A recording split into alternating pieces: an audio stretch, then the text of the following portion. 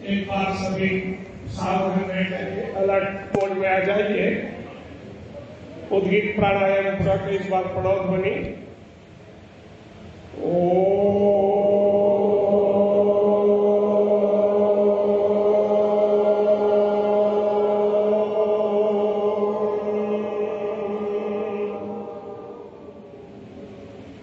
समिधाग्निन्दुवस्यदघृतैर्बोधयता तिथिम् आस्मिन् हव्याजुहोतन।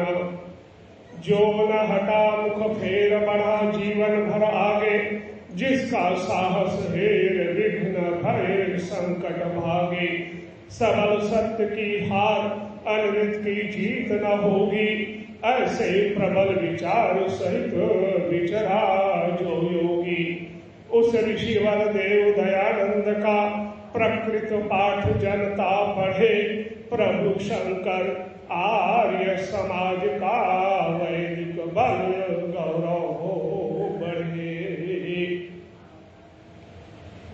योग दैनिक यज्ञ एवं यज्ञ चिकित्सा आवासीय प्रशिक्षण शिविर 2023 बूंदी राजस्थान के इस उद्घाटन समारोह के मुख्य अतिथि हम सभी और आज जगत की प्रेरणा स्रोत पूजनीय दीदी आचार्य सुकामा, डॉक्टर सुकामा जी, पूज्य स्वामी सर्वानंद जी, पूज्य मेधानंद जी यतिवृंद, पूज्य स्वामी यज्ञदेव जी और मेरे बहुत प्रिय मेरे अग्रज रहे भिलाई छत्तीसगढ़ में डॉक्टर त्रिलोकीनाथ छत्री, 8 विषयों में MA, LLB और इंजीनियर आदि, उनके उत्तराधिकारी के रूप में आर्य जगत में अपने बलबूते पर एक महत्वपूर्ण स्थान बनाने वाले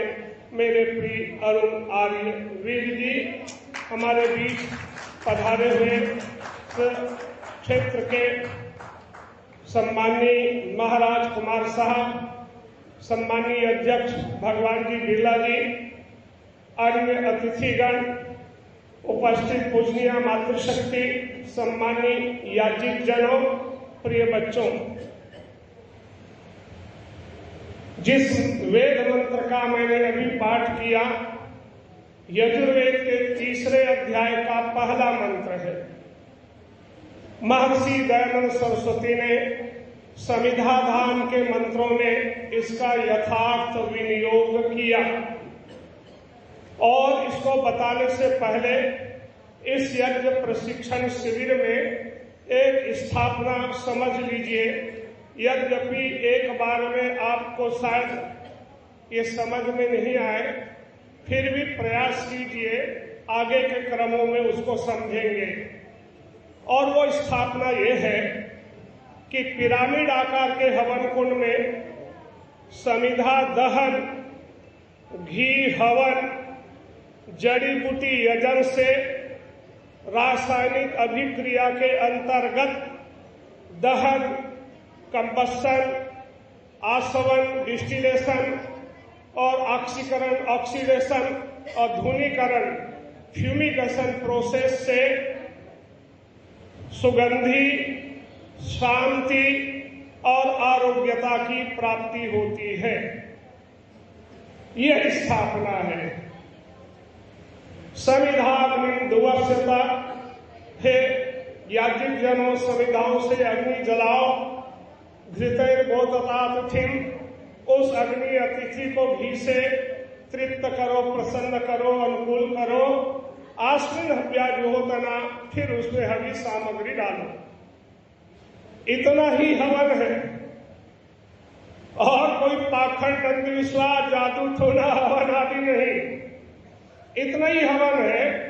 यज्ञ के 3 आधारभूत तत्व हैं, अग्नि, मंत्र और आहुति। इन तीनों से यज्ञ बनता है और आहुति के फिर 3 भाग होते हैं। वो है समिधा, घृत और सामग्री। इतने से यज्ञ होता है और ये महत्वपूर्ण है समिधाओं को जलाना।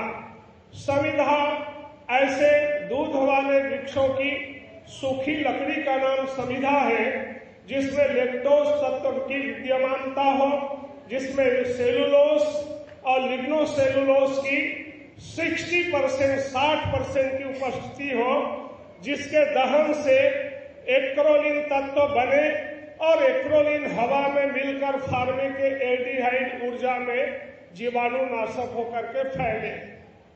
समिधा में क्या क्या होगा उसकी चर्चा फिर करेंगे। घृतैर बोधयातिथिं, घी से उस अग्नि को उद्बोधित करो।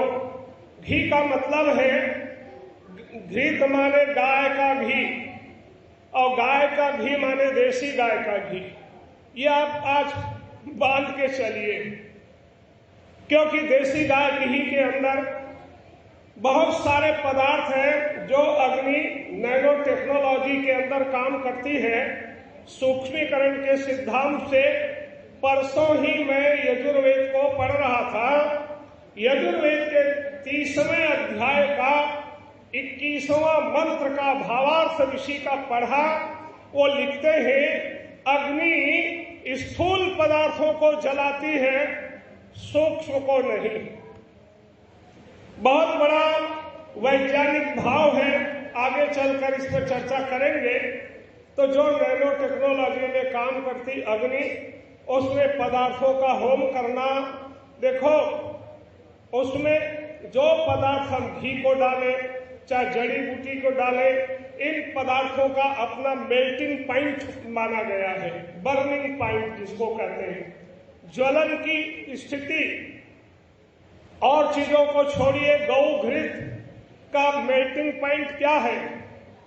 250 अंश सेंटीग्रेड तापांश में घी जब सूक्ष्म होकर के उसके तत्व फैलेंगे तो वो महत्वपूर्ण कार्य करता है 250 अंश सेंटीग्रेड में। गौ घृत का मतलब मैंने बताया, देसी गाय का घी। उसमें जो 11 एसिड्स पाए गए हैं, अब 11 एसिड्स परमाणु विखंडन के द्वारा जब फैलेंगे तो उसमें पहला तत्व मिलेगा आपको oleic acid, 34.5% oleic acid. Oleic acid cancer कीटाणु नाशक तत्व। दूसरा पामेटिक एसिड, विष नाशक जहर नाशक तत्व पामेटिक एसिड है, 24%। इसमें कैप्रिक और कैप्रिलिक एसिड है 5% जो कफ का निवारण करता है, कफ नाशक है। इसमें लिनोलिक और लिनोलेनिक एसिड है 2% जो मुक्त ऑक्सीजन मूलक से रक्षा करने का काम करता है।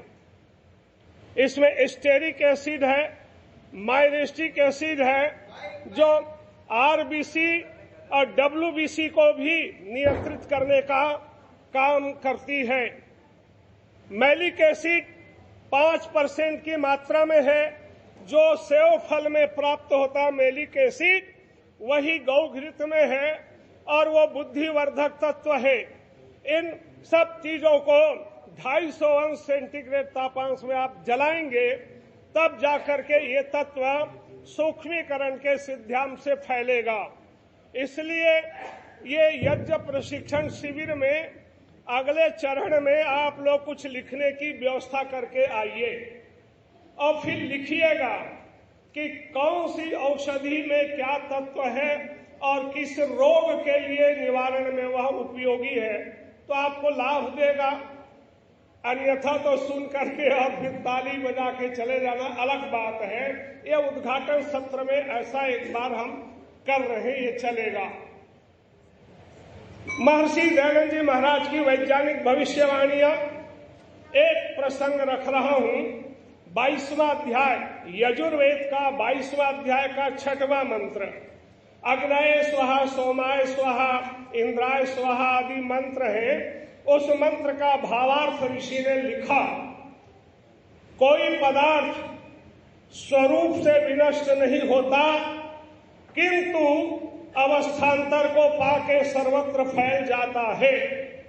इसी से सुगंधित, रोगनाशक, पुष्टिकारक और मिष्ट गुणयुक्त पदार्थों को अग्नि में होम कर संसार का निरोगपन सिद्ध करना चाहिए। कुछ लोग तो अपनी आरोग्यता, अपनी निरोगता के लिए लगे पड़े रहते हैं।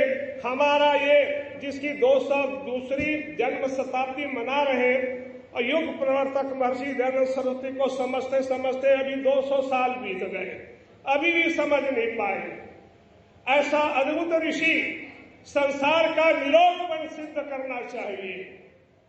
हम लोग तो अपनी आरोग्यता की बात करते हैं और कुछ लोग होते हैं जो अपने ही दुखों और अपने ही रोगों का आलापते रहते हैं। होली हो या दिवाली हो, सदा मातम मनाते रहते हैं, पर दुनिया उन्हीं की रागनी पर झूमती हरदम जो चिताओं में बैठकर भी गीत गाया करते हैं। इसलिए ऐसा ऋषि दयानंद संसार का निरोगपन सिद्ध करने की बात कहते हैं। यह महत्वपूर्ण है। तो उद्घाटन समारोह में पूजनीय दीदी सुकामा जी के बाद मुझे खड़ा कर दिया, उनसे पहले करना था, क्योंकि मेरी पूजनीय आदर्श दीदी है। पहले PhD इन्होंने किया और फिर इनके बाद मैंने वेदों में पर्यावरण प्रदूषण पर इनके करने के 3 साल के बाद किया।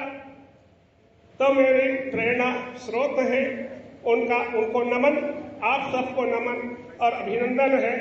मित्रों, केवल भूमिका के रूप में बात करते हुए बात कर रहा हूं। महानाश की ज्वालाएं धरती पर दौड़ी आ रही है। याचिक जनों, तुम्हें बढ़ना है, मानवता चिल्ला रही है। इस धरती पर कौन बचेगा हमें बता दो। अग्निहोत्री अग्निहोत्री। ओम शांति।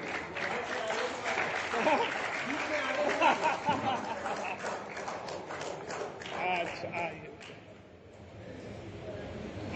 बहुत ही अद्भुत ज्ञान, बशर्ते कि आधे से ज्यादा हम शिथिल मुद्रा में आ चुके हैं और शरीर मन का साथ नहीं दे रहा है। तो एक बार मुझे लग रहा है